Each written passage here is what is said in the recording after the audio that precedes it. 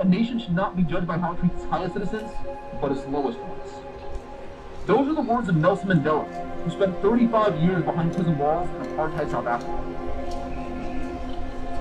Now, to end up behind prison walls, to become one of those lowest citizens as Mandela called them, at the base sense, you gotta break some rules. Whether those rules are just or not is a matter for history to decide. But generally speaking, folks who end up behind prison walls broke rules somewhere along the way. Now, you break the rules of society, you break federal law, you go in the federal prison system. You break the rules of federal prison, you come to Alcatraz. So what happens if you're here and you break that rule of silence? Where do they send you? They don't send you for a death sentence. But one of the guys in here was singing loudly in the cell house during those years. And he got 3 days down what was called lower solitary. You've all heard of lower solitary before.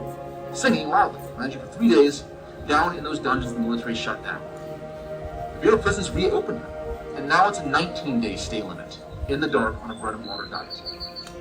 Now, looking at modern day statistics about who ends up behind prison walls today in 2022, about 60% of folks in the prison system have some form of mental health issue. They're in some form of mental health crisis. Looking back at the folks who were here at Alcatraz, those 1,500, in their records, probably very similar numbers, honestly. When you take someone whose mental health is not great, and you say you can't correspond to your friends and family, you can't talk to the folks around you, you can't have news or radio or information about what's going on in the world. And if you break any sort of rule, we're going to throw you down in the dark for up to 19 days at a time. Needless to say, a lot of those folks got a lot worse. Their crises became much more acute. In those early years, we see a lot of suicidal ideation. We see several men attempting suicide. We see several men dying by suicide. But here's the thing. No one outside the prison walls knew this was happening. So nothing much changed. No one was visiting. There's no ACLU to tweet about it. Eventually, some men flew out of this place those early years. They're actually being deported to other countries. They finished their sentence earlier because of that deportation. And as they're boarding a boat, heading back to their country of origin, they managed to talk to the press. Ultimately, the reason why Frank Murphy comes to visit himself is because of this conflicting narrative. You know, the BOP says one thing, the men incarcerated say another. Who do you trust? He wants to see for himself what he sees in 1939, like I said, place of horror, wants to shut it down. Ultimately, Frank Murphy is not successful at shutting down Alcatraz. It stays open until 63. But by that point, he does succeed in ending the rule of silence. Men are allowed to talk after that. You know, so these things happen largely, again, because folks outside the prison walls become aware of it. Not much changes for the men who are incarcerated out here until folks outside the prison walls become aware of it. Why does it matter today in 2022?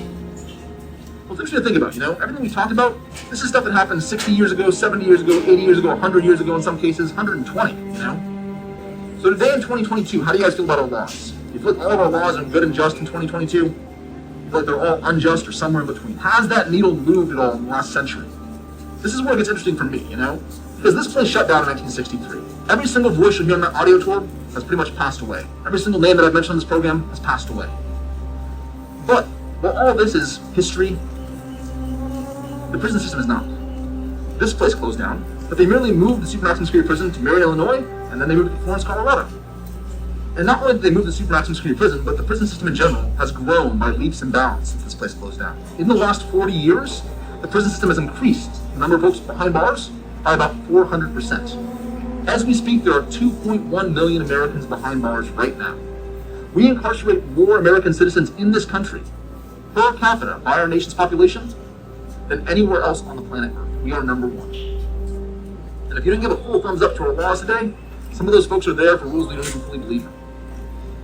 So I want to encourage you to be here today, and to be curious about what happened here in Alcatraz, to be curious about what happened to these men, you know, to think about these lowest citizens who were held here. But I also want to invite you to take that curiosity one step further and ask yourself what is still happening in prisons today.